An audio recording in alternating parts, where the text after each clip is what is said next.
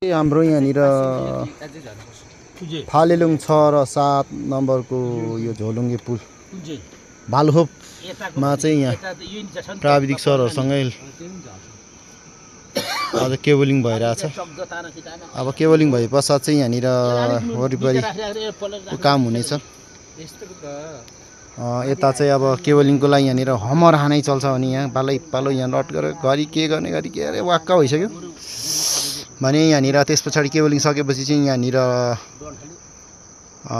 लोडको लागि ढुङ्गाको वालहरूको काम हुन्छ। त्यस पछाडि चाहिँ चर्लक्कसँगले यहाँ चाहिँ निकै हाइट छ। यहाँनिर चाहिँ 5 थरकै हाइटमा पर्छ। यो निकै लामो पनि छ, 130 मिटरको लम्बाइ र हाइट चाहिँ भन्नुपर्दा लगभग निकै कति भन्ने यसको स्केल अहिले चाहिँ गरेको छैन, 50 भन्दा हाइट नै होला लगभग त्यतिको हाइट।